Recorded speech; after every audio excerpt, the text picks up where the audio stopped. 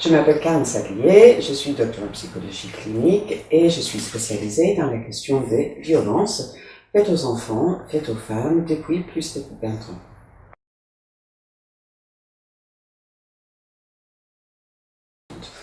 Tout couple qui est organisé de façon égalitaire, latérale, peut avoir un conflit. C'est-à-dire, chaque personne a le droit d'avoir un point de vue différent et de l'exprimer, comme dans un système démocratique. Il est vrai que dans les conflits dans les couples, on peut avoir des conflits qui sont exacerbés, c'est-à-dire des conflits dans lesquels chaque membre du couple est pauvre dans sa capacité de verbalisation et peut même utiliser des passages à l'acte violent pour essayer d'exprimer son point de vue. Mais on reste dans un contexte où chacun utilise les mêmes modes de communication que l'autre.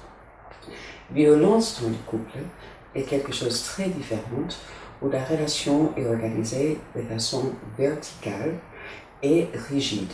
Toujours la même personne en position haute et toujours la même personne en position basse.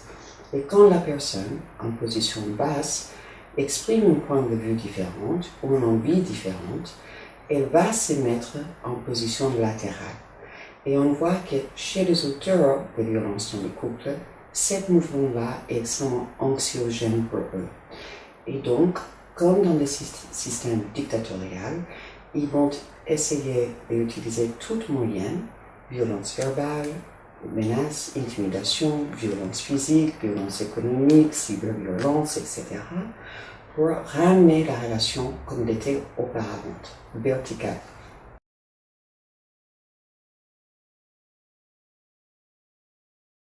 On peut penser que les enfants ne sont pas affectés par la violence dans le couple, comme s'il y avait un clivage ou une frontière très étroite autour du couple conjugal et les enfants. Pourtant, on voit, selon la recherche internationale et nationale, que les enfants sont largement exposés à la violence dans le couple. Déjà, environ 80% des enfants sont témoins oculaires ou auditifs de la violence, mais ont tendance à ne pas le dire aux parents ni aux professionnels. On sait aussi que les enfants sont la raison numéro 1 pour les passages à l'acte violent. C'est-à-dire, environ 75% des passages à l'acte violent de l'auteur envers les victimes sont autour d'une question éducative par rapport aux enfants. Et ainsi, les enfants ont tendance à se sentir extrêmement coupables par rapport à la violence dans le couple. Quand on regarde en plus la recherche sur le développement des enfants dans des contextes de violence ou conflits dans les couples, on voit qu'il y a des différences importantes. Déjà, du point de vue neurologique, on voit qu'il y a une violence dans le couple, à la différence des conflits dans le couple. Les enfants ont tendance à avoir une hypothalamus élargie, la partie du cerveau qui va faire face à des situations de danger et de stress.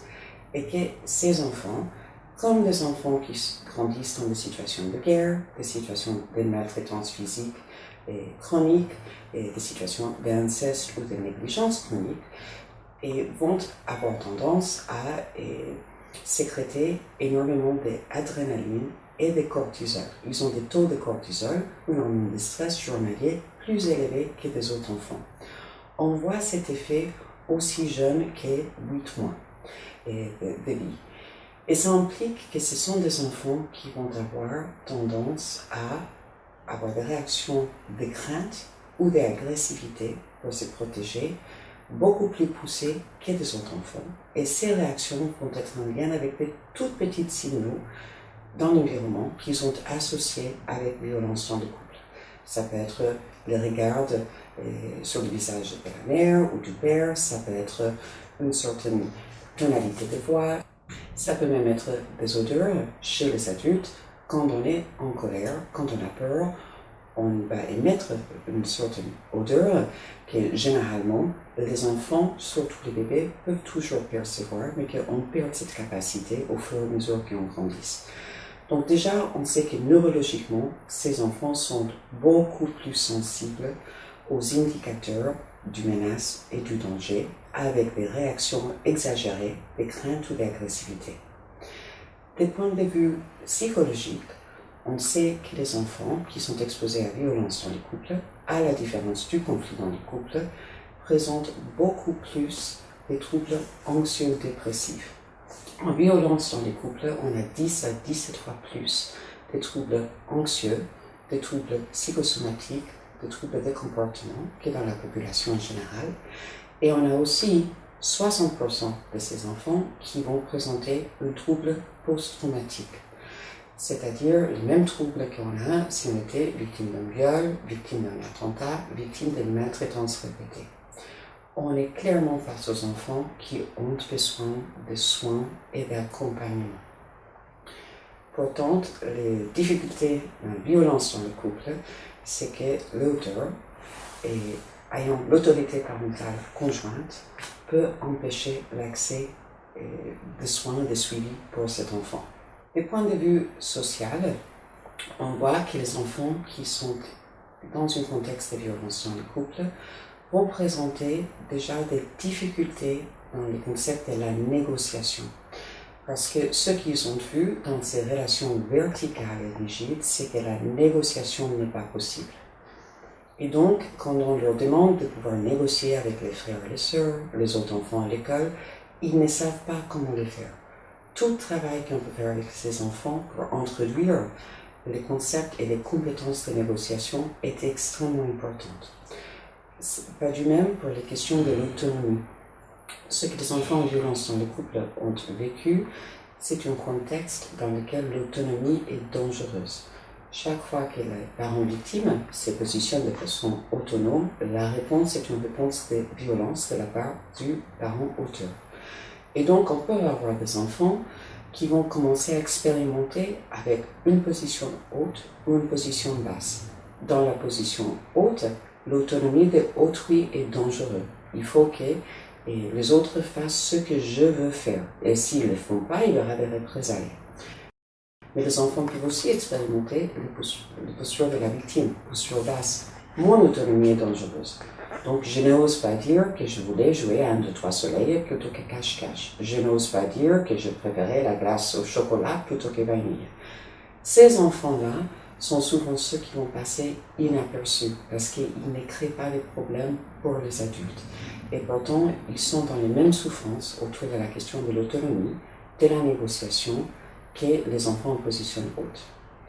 Et finalement, on va voir que dans les situations de violence dans les couples, on est face aux enfants qui aussi sont en train d'intégrer ce modèle de pouvoir, un modèle qui est plutôt dictatorial, si on va dans le domaine des sciences politiques, qui est démocratique. Donc toute question de comment est-ce que la différenciation peut être une forme de richesse plutôt que quelque chose de menaçante, comment pouvoir exprimer son point de vue sans crainte, comment se sentir qu'on a les droits de pouvoir s'exprimer et que ça peut être négocié avec autrui dans le respect est fondamental pour ces enfants. 40% des enfants qui vivent violence dans le couple sont aussi victimes de violences physiques de la part du parent auteur de violence. Ces groupes-là, c'est les enfants qu'on appelle en double exposition. Donc, ils sont exposés à la violence dans le couple et en plus à la maltraitance physique sur eux-mêmes. Et ce qu'on va voir par rapport à ces enfants, c'est que tous les effets sont majorés. Et donc, les troubles post-traumatiques, les difficultés de comportement, les troubles anxieux, psychosomatiques qu'on trouve en général dans les couples des enfants qui vivent violence dans le couple sont majorés chez ces enfants. Il y a certaines recherches qui indiquent que les enfants qui vivent en plus la violence physique sur leur corps sont des enfants qui peuvent avoir plus de difficultés à réguler leurs propres émotions, donc leur propre frustration et agressivité, et donc sont plus à risque pour soit devenir agresseurs, soit être victimisés par la suite dans leur vie en tant que jeune adulte. Les enfants qui vivent violence dans les couples vivent une forme de violence psychologique. En effet, c'est des enfants qui grandissent dans un contexte de peur, de terreur, de tension qui est quotidienne. Et cette peur et terreur a une forme traumatique. Parce que la crainte qui est sous-jacente, c'est qu'une figure d'attachement peut gravement blesser, tuer, anéantir une autre figure d'attachement. Pour un enfant, il n'y a pas quelque chose qui peut être plus traumatisant que ce concept-là.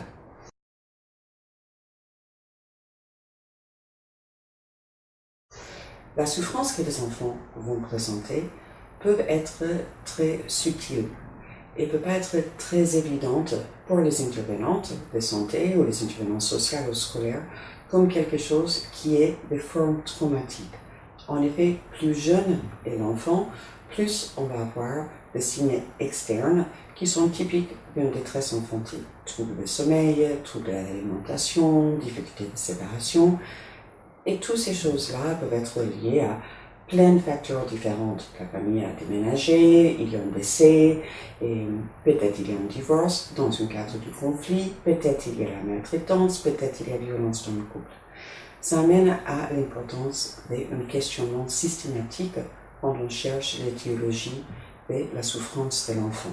Parce que la violence dans le couple, jusqu'à là, a souvent été mise en côté comme si elle n'affectait pas le bien-être psychique de l'enfant. Je pense que comme société, on a tendance à compartimentaliser l'auteur de violence dans le couple comme s'il était violent que dans une relation. Et ça, évidemment, va avec l'idée que c'est la relation qui l'a rendu violent. Et plutôt que l'idée qu'il y a déjà quelque chose de structurel chez lui qui a pu être aussi alimenté, nourri par certains schémas sociaux et qui lui donne la possibilité d'être violent dans des situations où il peut être en position haute. Être parent veut dire qu'on est forcément en position haute vis-à-vis de notre enfant qu'on essaie d'amener vers l'autonomie. Et certainement des thématiques qui est très difficile pour l'auteur de violence dans le couple. Donc si on pense d'une façon plus globale par rapport à la violence dans le couple, on peut déjà dire on n'est pas face à une problématique qui est clivée et comportementalisée. Violence dans le couple affecte autant le couple conjugal que le couple parental. Et violence dans le couple affecte autant la relation de l'auteur avec la victime que la relation de l'auteur avec son enfant. L'auteur est en difficulté dans sa parentalité. Par rapport à les parents victimes, on va aussi constater des difficultés dans la parentalité lors de la période de vie commune et lors de la période de contact qui peut toujours exister entre victime et auteur dans le rôle de parent. On va voir que toutes les victimes vont être affectées par la disqualification de l'auteur à leur égard en tant que parent. Ça, c'est un effet très classique de violence dans le couple et quelque chose d'extrêmement confusionnant pour les enfants. Le message que les enfants ont du parent auteur concernant la parent victime, c'est qu'elle fait les choses mal et elle ne sait pas comment est-ce qu'il faut faire, elle est folle, elle est inadaptée. Il l'a vu tellement disqualifié qu'il n'y a pas de raison pourquoi l'écouter ou l'obéir. Mais cette difficulté est en large partie alimentée par le fait que l'auteur n'a pas transmis aux enfants l'idée qu'il faut respecter sa parole. Et donc les enfants vont constamment la mettre au défi. En plus, on va voir que les victimes de violences dans le couple peuvent avoir des parcours parentaux différents. Certaines victimes, en effet, viennent de familles qui étaient maltraitantes, négligentes, ont une enfance carencée par rapport à qu'est-ce qu'est un modèle parental adapté. Et elles peuvent se trouver en plus de difficultés après la séparation que des autres victimes qui n'ont pas un parcours difficile ou problématique.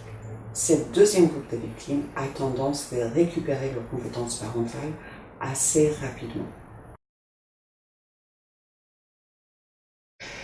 Quand on parle des enfants comme co-victimes de violences dans le couple, il y a une importance par rapport à ce mot « co ». Cette terminologie de co-victime implique qu'on est face aux deux victimes. Le partenaire, victime de violences physiques, psychologiques, verbales, économiques, etc., et l'enfant qui est victime donc de violences psychologiques et voire dans certains cas, 40% de situations, aussi de violences physiques. Ça inverse complètement le triangle qu'on a dans l'appréciation des dynamiques des violences intrafamiliales. De façon classique, on a toujours pensé aux parents maltraitantes à côté d'un parent négligent et un enfant victime. Dans Violence dans les couples, ce schéma se complexifie et devient inversé. On a un parent conjoint auteur, on a un parent victime et on a un enfant co-victime. Et ça implique qu'on doit réorganiser notre modalité d'intervention pour protéger les deux co-victimes ensemble et travailler à créer une frontière de protection entre l'auteur et ces deux co-victimes en accompagnant chaque partie.